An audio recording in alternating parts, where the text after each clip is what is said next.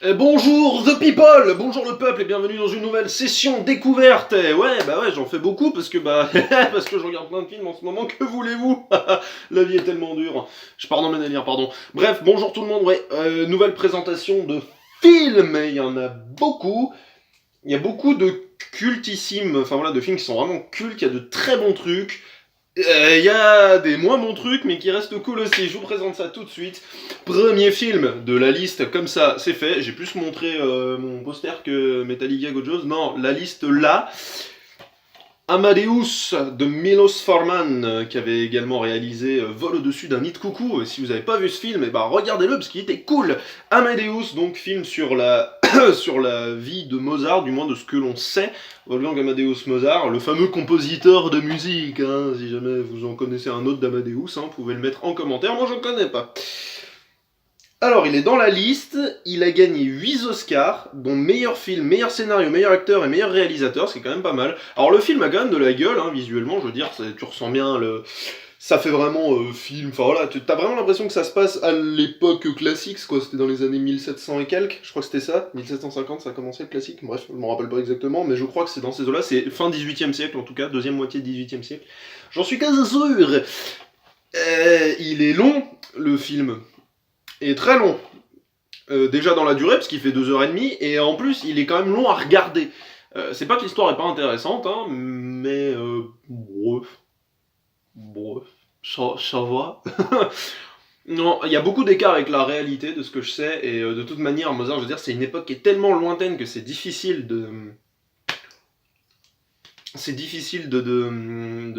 d'avoir des informations précises et exactes sur un film comme sur un personnage comme ça. Mais alors il y a un truc, parce que j'avais commencé à le regarder, mais c'est mes cours de solfège, donc ça commence à dater. Ça date il y a peut-être 3-4 ans, quelque chose comme ça. Donc ça date. Et c'est là où on en était venu à se dire qu'en fait, les scientifiques ont vraiment les boules, parce qu'en fait, Mozart est enterré dans une fosse commune, et du coup on n'a jamais pu étudier son corps, son cerveau, tout ça, pour voir s'il avait, enfin, ce que vous voulez, quoi, s'il avait un hémisphère plus gros que l'autre, sûrement, j'en sais rien. Et tu te dis, un mec comme ça, parce que c'est pas comme d'autres compositeurs qui sont devenus cultes, enfin qui sont devenus vraiment très respectés après leur mort. Non, non, non, non, non, non, non, non. Mozart, déjà gamin, il jouait devant des empereurs, devant des rois, il a voyagé dans quasi toute l'Europe, et ce mec n'a même pas une tombe à lui, à sa mort. C'est un truc de dingue quand même, non? Enfin, je sais pas, moi ça me semble dingue. C'est le premier truc que je me suis dit en regardant le film. Je me dis, attends, ce mec est mort, et on l'enterre dans une fosse commune. Il a pas sa tombe à lui, il a pas son propre truc. C'est énorme quand même. Enfin bref. Bon, le film se regarde bien, mais bon, c'est un peu kitsch. Les acteurs sont pas mauvais, mais vraiment. Je crois que ça s'appelle Amadeus, du coup. Enfin, son deuxième prénom, du coup, Wolfgang Amadeus. Vraiment, parce qu'en fait, c'est pas le personnage principal. Je suis sûr que c'est pour ça. Le personnage principal, c'est Antonio Salieri, qui était un compositeur qui s'est fait humilié par Mozart, c'est-à-dire que c'était, oui, je suis Antonio Salieri, je suis italien, je suis le compositeur de la cour, je suis un peu le beau gosse, bonjour, je suis Mozart, ton travail c'est de la merde, je suis Mozart, je vous emmerde. Bon, bref, c'est un peu ça tout le film. Mais regardez-le si vous avez l'occasion, il est dans la liste, et il est pas trop mal. Alors maintenant, le dernier film, je viens de me le finir, Le Cinquième Pouvoir, The Fifth Estate, réalisé par, alors comment il s'appelle, Bill Condon, je crois. C'est ça, Bill Condon, et c'est dommage parce qu'à une lettre près, ce mec pouvait s'appeler Bill Capote. Parce que condom, vous savez, si c'était un M à la fin plutôt qu'un N, condom, ça veut dire préservatif en anglais, du coup ça aurait été vachement drôle. Bon, par contre, il y a une mouche qui m'emmerde. Super blague. Film quand même tiré de faits réels sur un gars qui s'appelle, alors qui se faisait appeler Julian Assange, je crois que c'était ça, enfin voilà, qui ont fondé le site WikiLeaks. Je crois qu'il existe en vrai, ce truc. Faudra que vous me le disiez en commentaire. Perso, j'en avais jamais entendu parler de toute cette histoire. Et sur des, pas sur des hackers, c'est un peu, mais des gens qui diffusaient des informations compromettantes sur les gouvernements, les banques, tout ça, et qui ont comment dire, qui ont rétabli la vérité sur beaucoup, mais alors beaucoup de sujets très tabous, et sur, voilà, qui ont rétabli la vérité tout simplement sur de la corruption, etc. Donc c'est vachement intéressant. Le film est vraiment sympa, un peu dur à regarder parfois en VO, parce qu'il y a beaucoup d'informations dans les sous-titres, mais si, j'avais souvent vu la bande-annonce de ce film en regardant des DVD, parce qu'il est sorti en 2014, donc il y a la bande-annonce des fois, vous savez, des labels de distribution, quoi. Et Et j'avais envie de regarder ce film déjà parce que l'histoire c'est pas mal, la corruption, tout ça, ça reste un sujet intéressant, même si je suis pas théorie du complot et machin, mais j'aime bien tout ce qui traite de corruption, tout ça, j'aime plutôt bien, je trouve que c'est assez, je trouve que c'est vraiment sympa comme histoire. Mais alors, pour qu'un film réunisse Benedict Cumberbatch et Daniel Brühl dans un seul film, fallait qu'il soit fait pour moi. Je suis pas hyper fan, parce que je vous ai dit, le film fait très, il y a beaucoup de choses dedans. Mais il est super efficace et il est très intéressant. Les acteurs sont vachement bons. Puis bon, Benedict Cumberbatch. Il y a Doctor Strange et Helmut Zemo dans le même film. Qu'est-ce que quoi? Oh là là, putain. Je suis en train de citer limite leurs deux plus mauvais rôles, quoi. Même si j'aime bien Doctor Strange. Bref. Mais vraiment, Benedict Cumberbatch et Daniel Brühl sont deux acteurs que j'aime particulièrement. Ce sont des bêtes pour moi, mais des vraies bêtes. Enfin, ils sont exceptionnels. Daniel Brühl, j'adore ce mec. Je sais pas, depuis que je l'ai vu dans Inglourious Basterds, c'est juste, il m'a séché, quoi. Il a une gueule, je sais pas, il a une gueule qui me plaît, j'adore ce mec, enfin, pour moi, il est génial. Et regardez le cinquième pouvoir, si vous en avez l'occasion. Allez, suite d'un DVD que j'avais présenté dans une ancienne session découverte, ça date d'il y a un moment, La planète des singes, l'affrontement. Pourquoi l'affrontement? Ça s'appelle Dawn of the Planet of the Apes. Dawn, l'aube de la planète des singes. Pas l'affrontement. C'est quoi ces titres? C'est quoi ces traductions? Sérieusement? Le premier c'est Rise of the Planets of the Apes et on traduit ça par Planète des singes, les origines. Non, Rise! La montée, justement, la découverte! Pas les origines! On s'en fout! Et là, c'est pas un affrontement, c'est l'aube! Et dans le dernier, que j'ai pas encore vu du coup, c'est War for the Planet of the Apes, et on traduit ça par la planète des singes, la suprématie. Mais non, c'est la guerre pour la planète des... Bref, des fois je comprends pas les traductions des titres en français, des fois je les comprends pas. Tu te dis juste pourquoi cette traduction, je veux pas comprendre. Bref, j'adore. J'avais déjà beaucoup aimé le premier, mais alors là, je suis conquis par la saga, vraiment, c'est... Les effets spéciaux ils sont ouf, déjà, mais l'histoire est super intéressante parce que c'est pas de la castagne, c'est pas de la baston, c'est du dialogue, c'est de la langue des signes, c'est du machin, c'est une super performance d'acteur. Matt Reeves, là, le réal, bravo. Donc j'ai vraiment hâte de voir le troisième. Parce que Matt Reeves, qui va réaliser le prochain film Batman, je me dis, il y a moyen que ce soit un truc sympa, vu ce qu'il me fait avec la planète des singes. Hein. Bref, on verra le film Batman. Hein. N'en parlons pas ici. Hein. Ça crée assez de débats inutiles sur la toile, enfin, sur les réseaux sociaux. Robert Pattinson, faut pas qu'il joue Batman. Oh, bizarrement, on disait ça de Christian Bale, de Ben Affleck, de Michael Keaton. Bizarrement, en fait, tous les acteurs emblématiques des films de super-héros, on ne voulait pas d'eux quand ils ont été annoncés. Hein. Et déjà, Robert Downey Jr. en Iron Man, il me semble que ça avait pas fait l'unanimité. Heath Ledger en Joker, pareil. Pareil pour Christian Bale en Batman, il me semble pas que les gens aient été extasiés quand on avait appris ça. Tobey Maguire en Spider-Man non plus. Donc maintenant, on va dire un truc très clair. Vos gueules et attendez de voir le film. Voilà, je repars sur la planète des singes, c'était la petite parenthèse coup de gueule. Parce que j'en ai marre de voir des gens insulter Robert Pattinson juste parce qu'il a joué dans Twilight. Je ne comprends pas ces critiques. Je ne les comprends pas, vraiment, j'arrive pas. Et tous, hein, et ça aurait pu être n'importe quel acteur, ça aurait été le même délire, ça j'en suis sûr, parce que les gens ils gueulent sur un choix de casting, et si tu leur dis d'accord, t'aurais mis qui à la place? Bah pas Pattinson. D'accord. Bah, moi je trouve que c'est pas un mauvais choix. Voilà. Mangez ça dans les dents.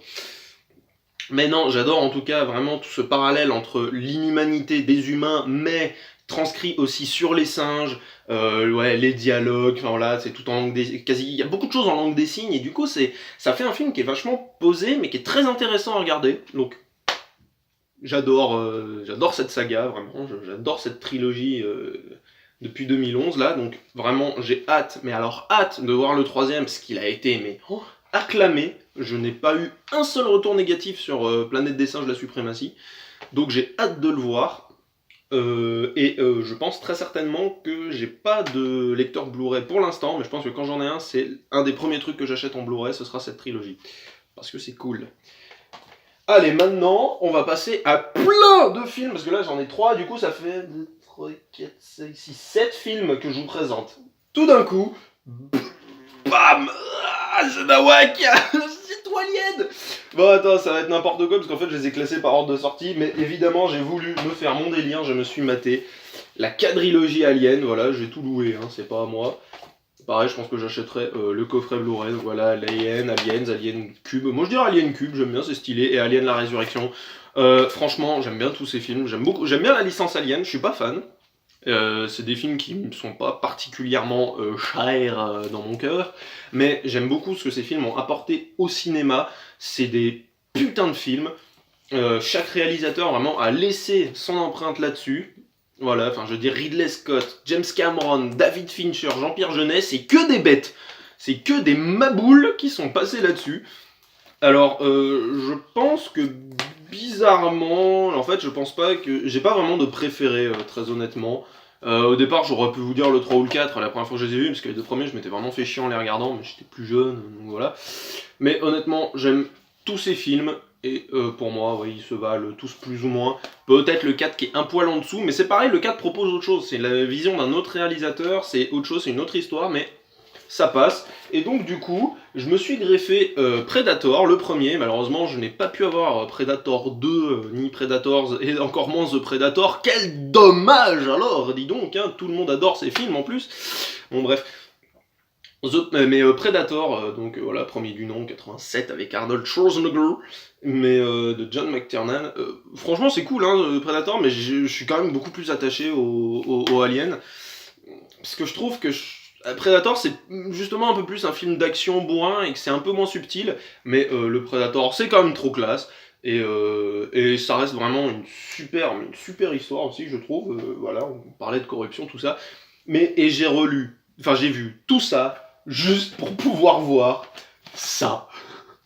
Les Aliens versus Predator, c'est un des films, c'est vraiment les films que j'avais le plus envie de voir au monde, je crois. Mais en vrai, il est cool, lui. Le premier Alien vs Predator, il est cool. L'histoire est cool, les persos sont cool, vraiment, ça a la classe. Enfin, je veux dire, de se dire qu'en fait, mais on est tellement minable face à ces deux trucs-là, voilà, les Predators, cette race de chasseurs énormes qui chassent les aliens juste pour le plaisir, c'est trop cool. Donc je suis vraiment, mais alors tellement, c'était trop cool. Vraiment, c'était vraiment génial, j'ai adoré, vraiment j'ai beaucoup aimé Alien vs Predator. Les effets spéciaux sont vraiment, il y a des sacrés, il y a des bonnes références aussi, il y a beaucoup de références au premier, au Alien et surtout à Predator, j'ai trouvé. Quand la nana elle voit l'alien, enfin elle fait équipe avec le Predator à la fin, qu'elle voit l'alien et qu'elle lui fait You an ugly motherfucker, la réplique de Schwarzy dans Predator, quoi. Tu t'as pas une gueule de porte-bonheur, il lui dit en français. Je regardais en VO quand même, hein, faut pas abuser. You ugly motherfucker. Get to the chopper, enfin voilà. Non, c'est peut-être dans le deuxième ça. Get to the chopper, mais il y a beaucoup de références au premier. Mais ça les dénature pas, c'est pas des trahisons de l'univers. Je comprends pas pourquoi les gens détestent autant les Aliens versus Predator. Surtout le premier, je comprends pas. C'est juste trop classe. Est-ce que c'est juste Paul W.S. Anderson et qu'il avait un peu massacré la licence Resident Evil, de ce que j'ai entendu. J'ai jamais vu les Resident Evil, par contre, j'ai pas spécialement envie de les voir aussi. Hein. J'ai jamais joué au jeu, mais enfin. Mais vraiment, je trouve. À part les facehuggers qui s'accrochent au début du film et les aliens qui naissent super rapidement, il n'y a pas de défaut majeur. Ça n'a pas été vendu pour surpasser, voire égaler Predator ou Alien. C'est un film de divertissement entre deux monstres du cinéma. De monstres sacrés. Et c'est génial. Par contre, ça c'est en 2004, et 3 ans après, on nous sort ça. On nous sort cette merde, mais c'est trop bien, j'ai adoré. Franchement, j'ai passé un bon moment devant tous ces films, mais alors Alien vs Predator, Requiem, oh là là, mais c'est trop bien, monsieur, c'est complètement nul. En fait, le truc c'est que t'as deux films en un. Vraiment, t'as le film Alien vs Predator Requiem, enfin Aliens vs Predator Requiem, réalisé par les frères Strauss, tout ça, tout ce que vous voulez, avec le Prédalien, justement, qu'on utilise à la fin d'Alien vs Predator, quoi, le Predator contaminé et tout machin, avec le xénomorphe qui sort de son bide, il a été chopé par un facehugger et du coup il donne naissance à la créature la plus terrifiante, la plus agressive et la plus intelligente pour la chasse de tout l'univers. Et on te fait un teenage movie, une espèce de sous-American Pie dans Aliens versus Predator Requiem. Là pour le coup je comprends pas. Tu regardes le perso principal, c'est un putain de loser qui livre des pizzas, quand on a honte, il va chez la nana, il a toujours été amoureux, il est là et t'as le copain de la nana, mec, une grosse brute décérébrée, complètement con, qui fait alors petite bite, machin, et l'autre qui fait nana, qui lui répond un peu, et sa seule réaction c'est de tabasser le mec et jeter ses clés de camion dans les égouts. Tu fais mais c'est pas possible quoi. Ce cliché avec la meuf derrière qui fait oh non, Dave, laisse-le tranquille, enfin, oh. C'est des clichés dans les films ricains, ça c'est un truc de malade, parce que tu te dis, mais qu'est-ce que... À quel moment, enfin je sais pas s'il y a des filles qui me regardent, vraiment laissez-moi des commentaires, mais à quel moment ça vous attire un mec qui est assez débile pour frapper des gens, même s'il est beau gosse, musclé, tout ce que vous voulez. C'est bon, mais il est con, et même sa meuf, même la meuf là, même la gamine, elle dit aux losers, tu sais, ils sont amoureux tous les deux, machin, déjà tu te demandes pourquoi ils sont pas tout de suite ensemble dès le début de l'histoire, pour ce que ça sert en plus. Ils sont toujours amoureux, tu vois, ils savent qu'ils sont amoureux. L'autre, elle a un autre copain, puis elle dit « Oh, mais c'est un con. » Mais qu'est-ce que tu fous avec lui alors? Qu'est-ce que tu fous avec lui? Putain! Et le prêt d'Alien, là, qui nous a été teasé à la fin du premier film, et on voit la même scène, mais... avec des cadres différents, avec un étalonnage différent, bon bref, juste une repompe de la scène quoi. On voit le prêt d'Alien naître, il sert à rien. Il est même pas là tout le long du film. Il doit être là, je vous jure, il doit être là 5 minutes en cumulé sur 1h40 de film. 5 minutes, le prêt d'Alien. Mais bien sûr que c'est de la merde, Alien vs Predator Requiem, bien sûr que c'est nul, que c'est complètement à chier. Mais putain ce que j'ai rigolé tellement c'était nul. Au moins t'es content, t'en es à être content. Et c'est là où justement je dis, ces films-là, faut pas les prendre comme étant des suites ou des machins. Ça se connecte aux univers et de Predator et d'Alien, contrairement à Prometheus et Covenant, hein, mais bon, ça c'est autre chose. Mais ça se connecte, mais ça n'a pas pour objectif de les égaler. C'est du divertissement, et du divertissement lambda de chez lambda. Ça veut pas marquer le cinéma, ça veut juste faire un délire. Et à ce compte-là, ça marche vachement bien. Mais qu'est-ce que cette histoire de teenage movie fout dans Alien versus Predator? Là, pour le coup, j'ai pas compris. Vraiment, la réflexion que je me suis fait, c'est vraiment, je pense que les frères Strauss, les réalisateurs de Alien vs Predator Requiem, en fait, ils ont dû avoir un film à faire, justement, qui était un teenage movie, mais sauf qu'à mon avis, on a dû leur greffer le projet Alien vs Predator sur les bras, et du coup, ils se sont dit, tu sais quoi? On mixe les deux. Bonne idée. Mais non! Mais bien sûr que c'est nul, Alien vs Predator Requiem. Bien sûr que c'est nul. Mais qu'est-ce que c'est drôle. Quand on a à être content que tes personnages principaux se fassent embrocher tellement ils sont insupportables, c'est sûr que ça n'a rien à voir avec Alien. Parce que dans Alien, t'as pas envie qu'ils se fassent buter. Justement, à la fin d'Aliens même, tu t'es plutôt content. De Aliens, le film de Cameron. Mais alors, mon dieu, ce que c'était con. Mais qu'est-ce que c'était con. Mais qu'est-ce que c'était cool de voir un gamin se faire pondre dans la gorge par un facehugger dès le début du film. Allez, le gamin, il est mort et il a vu son père mourir. Ouais, trop bien. Et où est-ce que le prêt d'Alien y pond? Dans des femmes enceintes. Yes, c'est trop bien, c'est trop cool. Mais qu'est-ce que c'est nul. Je veux dire, vraiment, en fait, le film Alien vs Predator Requiem, vraiment, dans le deuxième film, la partie avec les Predators et les aliens, franchement, j'adore. Mais je vous jure que j'adore. Quand vous voyez le Predator qui est en mode chasse, en mode track, machin, ses visions, son casque, c'est trop cool. Et on voit ces espèces de bouffons, là, qui vont chercher leurs clés. Le mec, il va chercher ses clés dans les égouts avec son frère qui vient de faire de la tôle, alors qu'on sait même pas pourquoi il a fait de la tôle et on s'en bat les couilles. C'est le premier personnage qui nous est présenté d'ailleurs, hein, le frère du loser qui a fait de la tôle. Et on se dit, on s'en bat les couilles parce qu'on sait pas ce qu'il a fait pour aller en prison. Donc on s'en branle. On s'en bat les couilles. Et c'est juste en face de la maison de la gonzesse qui est amoureuse du loser, là. Juste après qu'il se soit fait tabasser, il dit ouais mes clés elles sont là-dedans, mais vas-y. Et son frère qui fait bah non je veux pas être couvert de merde. Ouais bah moi non plus, sinon la meuf elle va elle va me voir. Oui alors la meuf elle a vu son mec là te tabasser la gueule et jeter tes clés dans la bouche d'égout. Donc à mon avis si tu ressors couvert de caca parce que t'es allé chercher tes clés dans les égouts, à mon avis elle t'en voudra pas. À mon avis, à mon avis. Qu'est-ce que c'était con.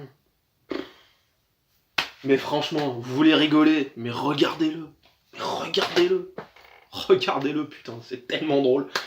Bon bah voilà, cette petite vidéo est finie. Merci à tous de l'avoir regardé. Je suis tellement content d'avoir pu regarder tout ça. Putain, revoir les aliens, enfin la quadrilogie alien, c'est trop bien. Enfin vraiment, parce que cette saga va laisser au cinéma et ce qu'elle a lancé pour le cinéma d'horreur, c'est énorme.